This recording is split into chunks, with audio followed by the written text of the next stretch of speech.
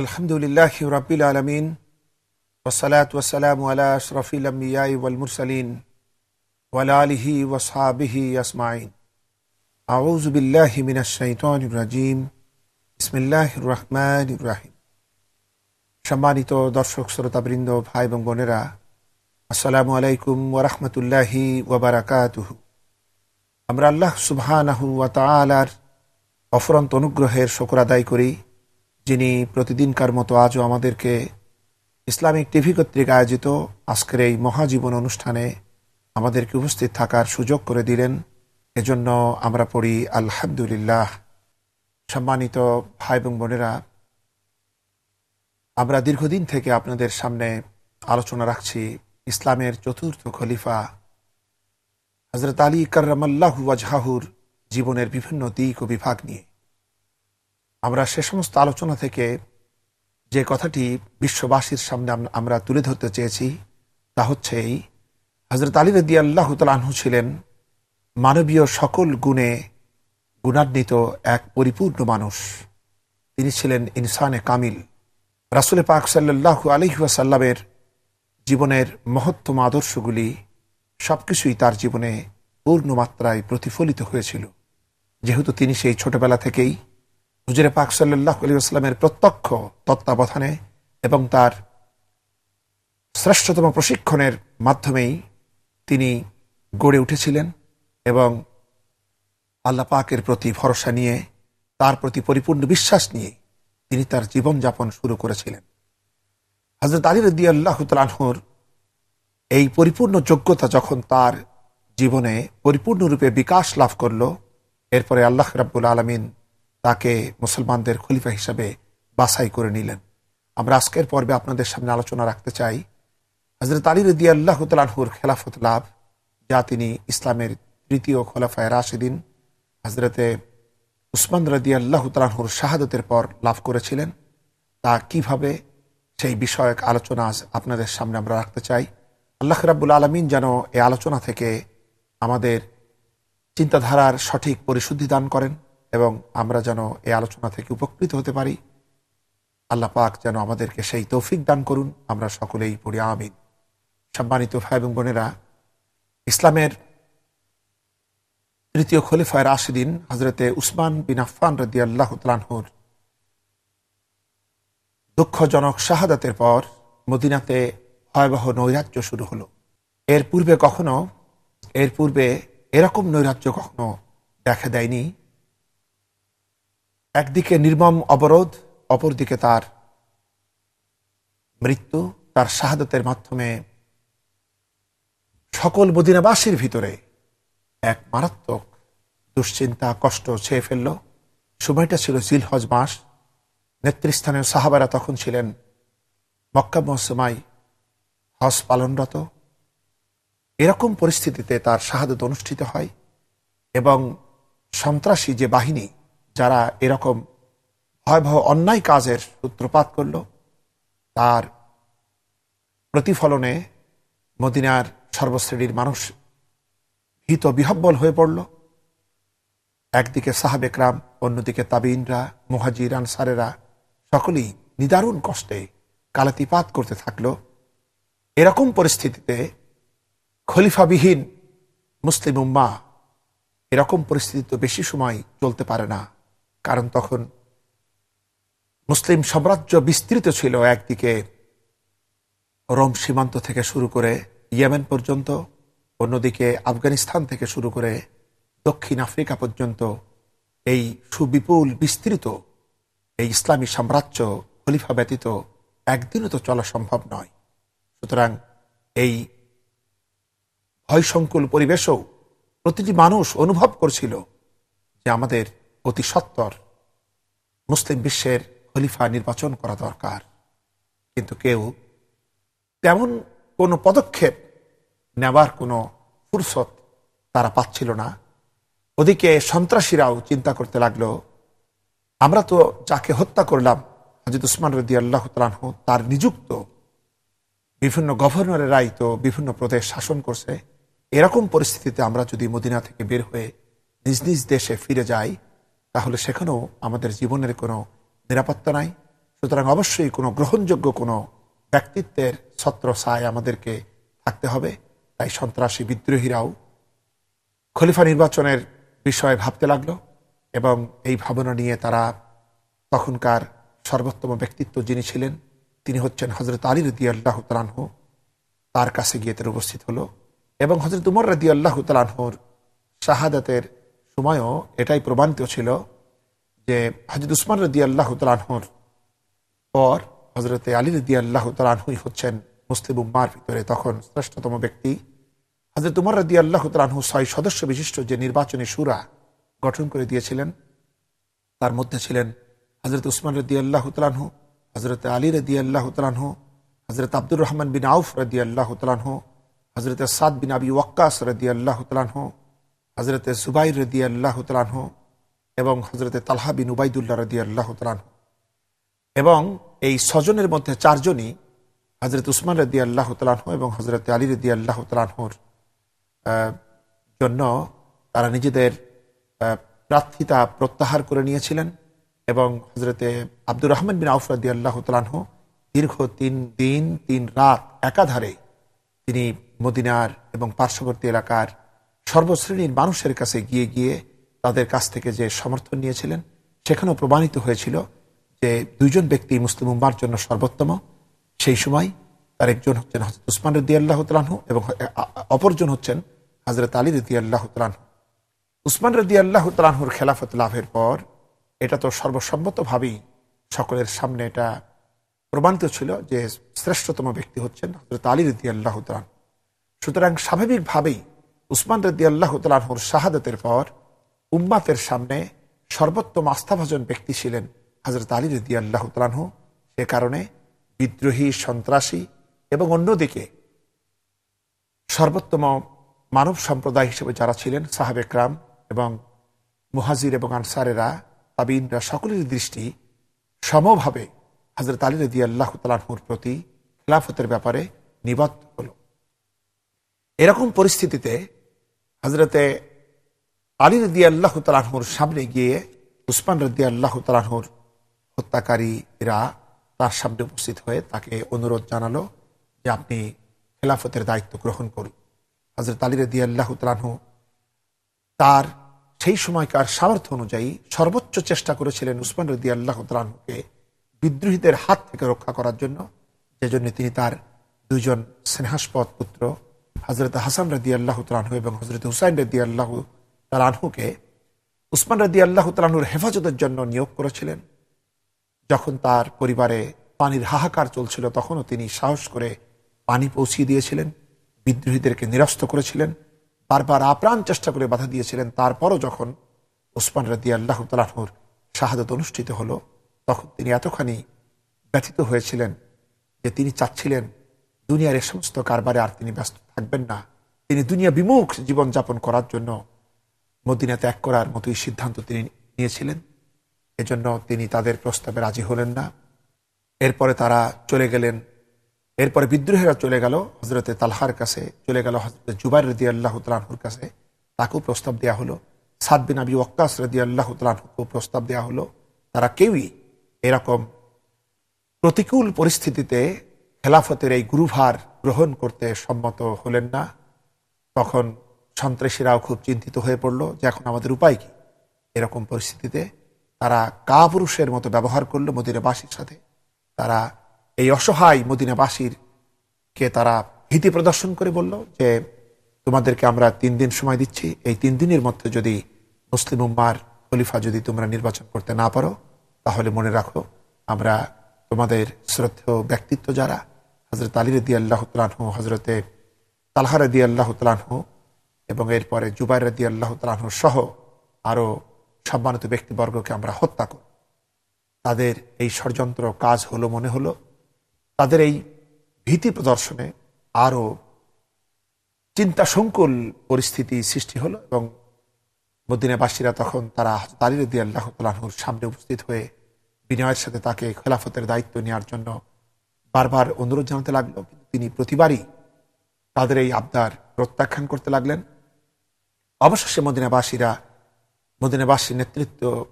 নেতৃবর্গ যারা ছিলেন, প্রতিনিধিবর্গ যারা ছিলেন, তারা চলে গেলেন অন্যদের কাছে, তারাও এই দায়িত্ব নেওয়ার জন্য তারা নিজেদের অপারগতা প্রকাশ করল। তখন তারা পুনরায় আলী রাদিয়াল্লাহু তাআলা আনহুর কাছে ফিরে এলেন এবং তারা কাঁদতে কাঁদতে বলতে থাকলেন যে আমাদের প্রতি কি আপনার কোনো দরদ হয় না? মুসলিম উম্মার এই অবস্থায় কি আপনি পেরেশান নন? আপনার কি আল্লাহ পাকের ব্যাপারে ভয় নাই? এই লাখ কোটি বনি আদম নিয়ে যে ইসলামী রাষ্ট্র প্রতিষ্ঠিত, এই পৃথিবীর অর্ধেকটা ছাড়িয়ে গিয়েছে, একজন খলিফা ব্যতীত, একজন নেতা ব্যতীত কিভাবে এই মুসলিম উম্মাহ টিকে থাকবে? সুতরাং ইসলামের জন্য অবদানের দিক থেকে, রাসূলুল্লাহ সাল্লাল্লাহু আলাইহি সাল্লামের সঙ্গে সাহচর্যের দিক থেকে, তার সঙ্গে আত্মীয়তার দিক থেকে আপনিই তো সর্বোত্তম ব্যক্তি। সুতরাং এই দায়িত্ব নেওয়ার প্রকৃত হক হচ্ছে আপনার। আপনি মেহেরবানি করে এই দায়িত্ব গ্রহণ করুন। হযরত আলী রাদিয়াল্লাহু তাআলা আনহু তখন আপত্তি করে বললেন যে ভাইরা, তোমরা যেটা বলছো, আমি যদি তোমাদের কথায় সম্মতি দিয়ে এই দায়িত্ব গ্রহণ করি, তবুও তো আমি তোমাদের কথা মতো রাষ্ট্র শাসন করব না, বরং নিরপেক্ষতার সাথে কোরআন সুন্নাহ ভিত্তিক আমার যোগ্যতা অনুপাতে আমি কিন্তু এই দায়িত্ব পালন করব। কারো প্রতি পক্ষপাতিত্ব নিয়ে আমি দায়িত্ব পালন করতে পারবো না। তখন তোমরা বিরক্ত হও কিনা? বরং তোমরা এক কাজ করো, আমার পরিবর্তে অন্য কাউকে তোমরা এই দায়িত্ব দাও, তাহলে আমি এতখানি তার সহযোগিতা করব, এতখানি তার আনুগত্য প্রদর্শন করব যে তোমাদের সকলের চাইতে আমি তার সর্বাধিক সহযোগিতা এবং আনুগত্য করব। এরপরও তারা বলল, না, আপনাকে নিতে হবে, আমরা আপনার শর্তে রাজি। হযরত আলী রাদিয়াল্লাহু তাআলা আনহু তখন বললেন, তাহলে এই বায়াত এই ঘরের মধ্যে অনুষ্ঠিত হলে হবে না, সর্বসাধারণের মাঝে অনুষ্ঠিত হতে হবে। এবং যেহেতু ইতিপূর্বেকার খেলাফত যেভাবে অনুষ্ঠিত হয়েছে সেখানে বদরি সাহাবীদের সর্বাধিক ভূমিকা ছিল, মজলিসে শুরার সদস্যদের সর্বাধিক ভূমিকা ছিল, সুতরাং তাদেরও সম্মতি প্রয়োজন এবং প্রকাশ্য সমাবেশে মসজিদে নববীতে এই বায়াত হতে হবে। সুতরাং আগামীকাল জুমাবারে এটা হতে পারে। লোকেরা ফিরে চললেন এবং চারিদিকে খবর ছড়িয়ে গেল। পরদিন মসজিদে নববীতে বিপুল পরিমাণ জনতার সমাবেশ অনুষ্ঠিত হলো। হযরত আলী রাদিয়াল্লাহু তাআলা আনহু তার এক দীর্ঘ ধনুকে ভর করে তিনি মানুষের সামনে দাঁড়ালেন এবং তিনি বললেন যে তোমরা যদি চাও তাহলে আমি তোমাদের বায়াতের জন্য বসতে পারি, আর যদি না চাও আমার বিন্দু পরিমাণও দুঃখ নাই, বরং আমি তোমাদের সিদ্ধান্তেই আমি সন্তুষ্ট, তোমরা অন্য কাউকে দিতে পারো। লোকেরা সমস্বরে সবাই বলল যে আপনাকে আমরা খলিফা হিসেবে দেখতে চাই। হযরত আলী রাদিয়াল্লাহু তাআলা আনহু তখন তাদের বায়াত নিলেন। জনতার স্বতঃস্ফূর্ত বায়াত অনুষ্ঠিত হলো, বিদ্রোহীরাও বায়াত নিল এবং সম্মানিত সাহাবারা বায়াত নিলেন। কিন্তু 17 থেকে 20 জন সাহাবা এমন ছিলেন যারা এই বায়াতে অংশগ্রহণ করেন নাই।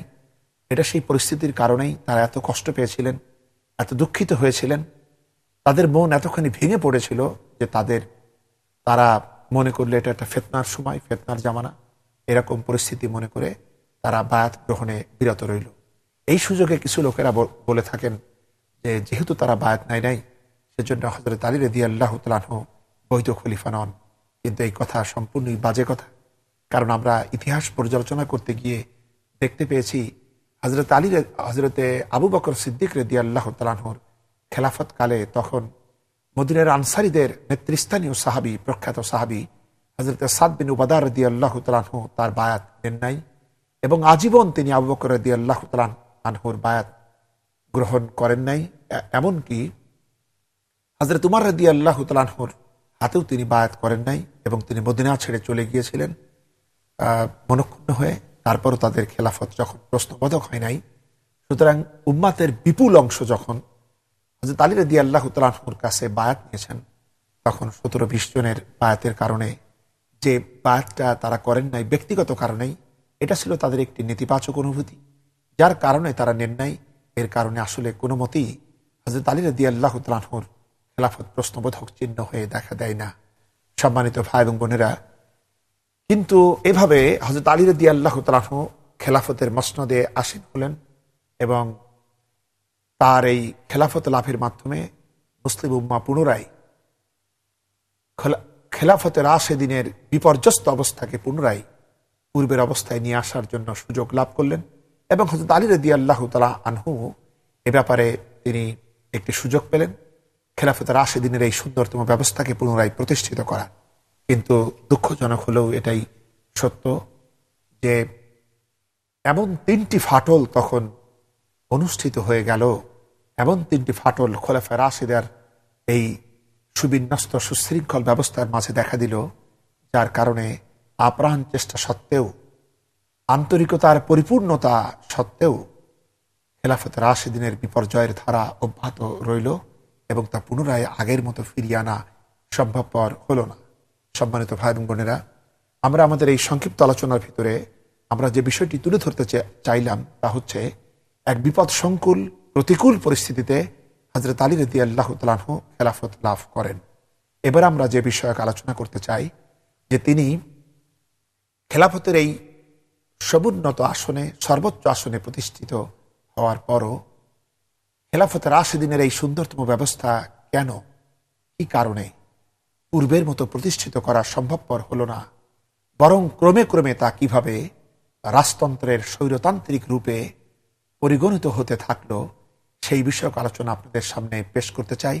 আমাদের মনে রাখতে হবে, ইসলামের ইতিহাসের বড় জটিলতম অধ্যায় নিয়ে আমরা এখন আলোচনা করতে চাচ্ছি এবং এই বিষয়ক আলোচনা একটি পর্বে সম্ভব নয়, অবশ্যই বেশ কয়েকটি পর্ব হবে। আমরা আবেদন জানে আপনাদের সামনে আপনার মেহেরবানি করে অত্যন্ত মনোযোগ সহকারে আমাদের এই আলোচনাগুলো শুনবেন এবং শুধু আলোচনা শুনেই নিজের দায়িত্ব শেষ করবেন না, বরং এ সংক্রান্ত সংশ্লিষ্ট গুরুত্বপূর্ণ যে কিতাবাদি রয়েছে, যেমন আল বিদায়া ওয়ান নেহায়া, তারপরে রয়েছে ইবনুল আসিরের কিতাব তাফসিরে আত-তাবারি, এরকম ইবনে খালদুনের পুস্তকাদি, এভাবে মুসলিম উম্মাহ যে কিতাবাদিকে সর্বোচ্চ বিশ্বাস এবং শ্রদ্ধার আসনে রেখেছেন, এই সমস্ত কিতাবাদি আপনাদের পড়ার জন্য আমরা অনুরোধ করি। কারণ আমরা তো সংক্ষেপে আলোচনা রাখি, বিস্তারিত আলোচনা থেকে মোটামুটি কিছু কথা এগুলো আমরা বলার চেষ্টা করি, যেজন্য হতে পারে আমাদের এই সংক্ষিপ্ত আলোচনা থেকে বিভ্রান্তি কিছুটাও কারো কারো হতে পারে, কিছুটা অসমাপ্ত বুঝ আসতে পারে, যে কারণে পরিপূর্ণ বুঝ শক্তির জন্য, আত্মার প্রশান্তির জন্য, নিজেদের পরিপূর্ণরূপে বোধগম্য হওয়ার জন্য আমরা মনে করি আমাদের একজন মুসলিম হিসাবে, অনুসন্ধানশীল পাঠক হিসাবে, একজন এই বিষয়ে কৌতূহল থাকার কারণে এই জ্ঞান পরিপূর্ণরূপে অর্জন করা আসলে সকলেরই দরকার। যেজন্য আমরা আপনাদেরকে এই ব্যাপারে সচেষ্ট হওয়ার জন্য আহ্বান জানাচ্ছি। আল্লাহ যেন আমাদেরকে এই বিষয়ক কথা থেকে আমাদেরকে হেদায়েত করুন, আমরা সকলেই পড়ি আমিন। সম্মানিত ভাই এবং বোনেরা, আমাদের একটি বিষয় বুঝতে হবে যে মানুষের ভিতরে সর্বোত্তম মানুষ ছিলেন এরা, এবং ইনাদের জীবনের, ইনারা তো মানুষ ছিলেন, সুতরাং মানুষ হিসাবে ভুল বিচ্যুতি কিছু থাকতেই পারে, কিন্তু মনে রাখতে হবে সেই ভ্রান্তি থেকে আমাদের জন্য কোনো ক্ষতি নাই। সেই ভ্রান্তিও আমাদের জন্য এক সুদূর প্রসারী কল্যাণকর শিক্ষাপ্রদ, কোনো সন্দেহ নাই। সেই বিষয়গুলি যদি আমরা জানতে পারি, তাহলে সেই বিষয়ক জ্ঞান আমাদের জন্য হবে আলোকবর্তিকা, যা আমাদের ধ্বংসের হাত থেকে আমাদেরকে রক্ষা করবে এবং তাদের জীবনের বিপুল যে সঠিকতা রয়েছে তা আমাদেরকে সামনে এগোতে সাহায্য করবে। আমরা আলোচনায় বলছিলাম যে খোলাফায়ে রাশিদিনের এই দায়িত্ব লাভের পর এমন 3টি ফাটল তার খেলাফত আমলে দেখা দিল, যার কারণে তিনি খেলাফতে রাশিদিনের এই সুন্দরতম ব্যবস্থা দীর্ঘদিন পর্যন্ত তিনি রাখতে পারেন নাই, বরং ক্রমে ক্রমে এটা রাজতন্ত্রের দিকে ধাবিত হয়েছে। সেই 3টি ফাটল কি, সে বিষয়ক আলোচনা এখন আপনাদের সামনে আমরা পেশ করতে চাই। তার প্রথম ফাটলটি ছিল এই যে উসমান রাদিয়াল্লাহু তাআলা আনহুর বিরুদ্ধে যারা সন্ত্রাস সৃষ্টি করেছিল, যারা তাকে শহীদ করেছিল, যারা সন্ত্রাস সৃষ্টি করে জনমনে আতঙ্ক সৃষ্টি করেছিল এবং বিদ্রোহীদেরকে যারা সহযোগিতা করেছিল, এরা সকলেই আলী রাদিয়াল্লাহু তাআলা আনহুর খেলাফতে তারা অংশগ্রহণ করে। এটা ছিল এক মহাবিপর্যয়, কারণ এই মহাবিপর্যয়ের দায়িত্ব যাদের উপরে আসে তারা সকলেই আলী রাদিয়াল্লাহু তাআলা আনহুর বায়াতে অংশ নেয় এবং তার খেলাফত কার্যে, তার সেই কাজে তারা অংশগ্রহণ করে। কিন্তু মদিনার সেই পরিস্থিতি নিয়ে যারাই চিন্তা ভাবনা করবেন, যারাই সেই বিষয়ে পড়াশোনা করবেন, তারা বুঝতে পারবেন যে তাদের অংশগ্রহণ করা ছাড়া কোনো উপায় ছিল না। একদিকে ছিল তাদের নিরাপত্তার প্রশ্ন, তারা যেহেতু অন্য দেশে নিরাপত্তা পাচ্ছিল না, তারা নিজেরাই চাচ্ছিল যে আমরা একটা ব্যক্তিত্বের আড়ালে নিজেদের জীবনকে রক্ষা করব। সুতরাং কে তাদেরকে ফিরাবে এই কাজ থেকে? এখানে আলী রাদিয়াল্লাহু তাআলা আনহুর এই বিষয়ে কোনো ত্রুটি নাই, বরং তারাই নিজেদের স্বার্থে তারা আলী রাদিয়াল্লাহু তাআলা আনহুর নির্বাচনে তারা ঢুকে পড়েছিল। কিন্তু তাদের এই অংশগ্রহণ সত্ত্বেও মুসলিম উম্মার জন্য যে ফয়সালা গৃহীত হয়েছিল যে আলী রাদিয়াল্লাহু তাআলা আনহু খলিফা হবেন, এই রায়টা ছিল, এই ফয়সালা ছিল পরিপূর্ণ সঠিক। উম্মাতের সকল প্রভাবশালী ব্যক্তিত্ব যদি আলী রাদিয়াল্লাহু তাআলা আনহুর হস্তকে মজবুতভাবে ধারণ করতেন, তাকে সহযোগিতা করতেন, তাহলে বিদ্রোহীরা আলী রাদিয়াল্লাহু তাআলা আনহুর খেলাফতে প্রবেশ করা সত্ত্বেও আলী রাদিয়াল্লাহু তাআলা আনহুর পক্ষে সম্ভব হতো বিদ্রোহীদেরকে দমন করার। কিন্তু দুর্ভাগ্যবশত বিপর্যয়ের যে ধারা শুরু হয়ে গিয়েছিল সেটা রোধ করা সম্ভব হয় নাই। কারণ কারো কারো মন খারাপ হয়েছিল যে ওনারা কেন ঢুকলো এবং তাদের নির্বাচনকে কেন গ্রহণ করা হলো। কিন্তু আমরা তো বুঝতে পারলাম যে তাদেরকে ঠেকানো কোনো মতেই সম্ভবপর ছিল না। কিন্তু এই দিক থেকে যদি আমরা, যারা তখনকার দায়িত্বশীল ব্যক্তিবর্গ ছিলেন, তারা যদি মন খারাপ না করে তারা যদি আলী রাদিয়াল্লাহু তাআলা আনহুর খেলাফতের ফয়সালাকে গ্রহণ করে তার হস্ত মজবুতভাবে ধারণ করতেন, তাহলে অবশ্যই বিদ্রোহীদেরকে দমন করা সম্ভব হতো। সম্মানিত ভাই এবং বোনেরা, সুতরাং প্রথম ফাটলটি হচ্ছে এই, আলী রাদিয়াল্লাহু তাআলা আনহুর খেলাফতের নির্বাচনের ব্যাপারে বিদ্রোহীদের ভূমিকা ছিল এবং তারাও এই খেলাফতের বায়াতে প্রবেশ করে ফেলেছিল। এটা ছিল প্রথম ফাটল। সম্মানিত ভাই এবং বোনেরা, এরপরে দ্বিতীয় ফাটল যেটা অনুষ্ঠিত হয়েছিল সেটা হচ্ছে এই, আলী রাদিয়াল্লাহু তাআলা আনহুর বায়াতে কিছু বড় সাহাবীদের বিরত থাকা। কোন বুজুর্গ সাহাবে একরাম তারা নিতান্তই নেক উদ্দেশ্যে তারা বায়াত থেকে দূরে ছিলেন।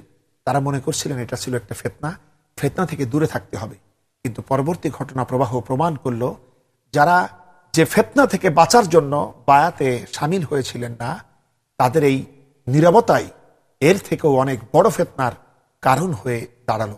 কারণ তাদের মতো গ্রহণযোগ্য ব্যক্তিত্ব যখন আলী রাদিয়াল্লাহু তাআলা আনহুর হাতে বায়াত নিলেন না, তখন স্বভাবতই সর্বসাধারণের ভিতরে প্রশ্ন সৃষ্টি হলো, আলী রাদিয়াল্লাহু তাআলা আনহুর খেলাফতের ব্যাপারে সন্দেহ সৃষ্টি হলো। কারণ ওই সমস্ত ব্যক্তিবর্গ এর উপরে হাজার হাজার জনতার আস্থা ছিল। সুতরাং তারা যখন নিলেন না, আলী রাদিয়াল্লাহু তাআলা আনহুর প্রতি মানুষের সন্দেহ সৃষ্টি হলো।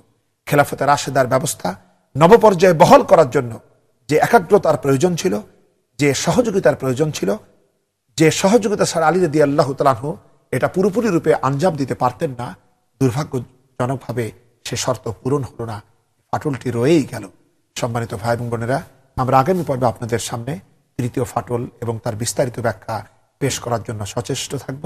আল্লাহ রাব্বুল আলামিন আমাদেরকে আলোচনা থেকে হেদায়েত করুন, আমাদের চিন্তাধারার পরিশুদ্ধি দান করুন। আমরা সকলেই পড়ি আমিন। আসসালামু আলাইকুম ওয়া রাহমাতুল্লাহি ওয়া বারাকাতুহু।